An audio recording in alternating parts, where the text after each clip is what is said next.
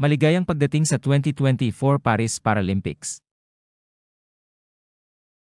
Ang 2024 Paris Paralympics ay gaganapin simula sa August 28 hanggang sa September 8 sa bansang France.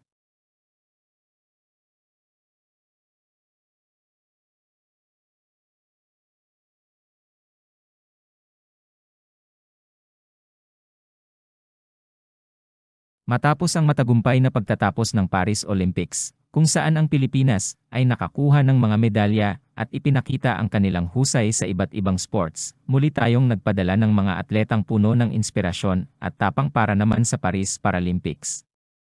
Kilalanin natin ang 6 na kahangahangang miyembro ng Team Pilipinas na magbibigay dangal sa ating bansa. Simulan natin sa kategoryang swimming.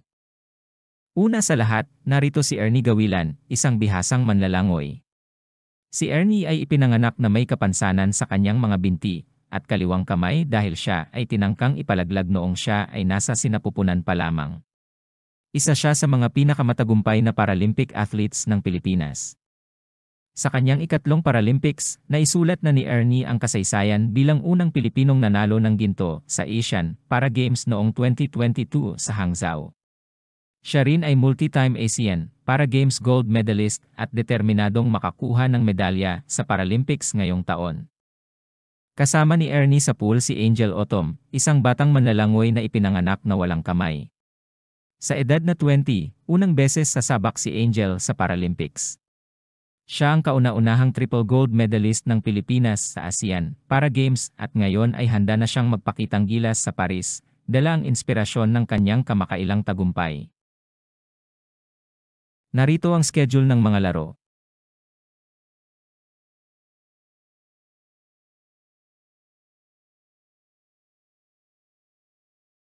Dumako naman tayo ngayon sa sports na archery. Kilalanin si Agustina Bantilok.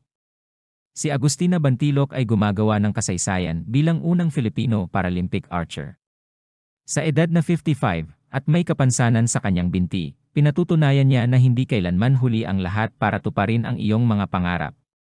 Handa na si Agustina na ipakita ang kanyang husay sa pinakamalaking entablado ng sport. Narito ang schedule ng mga laro. At ngayon naman para sa kategoryang athletics. Narito si Gerald Mangliwan, isang wheelchair racer na may kapansanan sa kanyang mga paa at lumalahok sa kanyang ikatlong Paralympics. Sa edad na 44, dala ni Gerald ang karanasan at tatag sa track. Matapos makuha ang silver sa 2022 Asian Para Games, handa na siyang ibigay ang lahat sa posibleng huling Paralympic na kanyang sasalihan. Isa pang atleta sa athletics ay si Sandy Asusano na gagawa ng kanyang Paralympics debut sa javelin throw. Si Sandy ay may kapansanan sa kanyang binti at isang multi-time ASEAN Para Games gold medalist. Nasa kasagsagan ng kanyang karera, handa na siyang makipagtagisan sa mga pinakamagagaling sa buong mundo. Narito ang schedule ng mga laro. Dumako naman tayo sa sport na taekwondo. Panghuli, narito si Alain Ganapin, isang taekwondo jin na naputulan ng kanang kamay dahil sa sakit. Siya ay kwalipikado sa kanyang pangalawang Paralympics.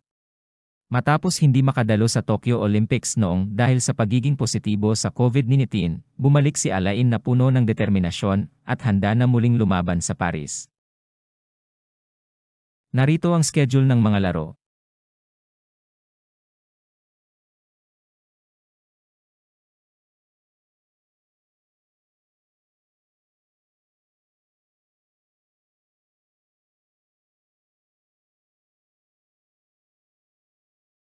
Help spread the Philippine knowledge. If you think this video will help someone you know, please share. We would also love to hear your comments and suggestions down below. This is your Filipino channel. See you next time.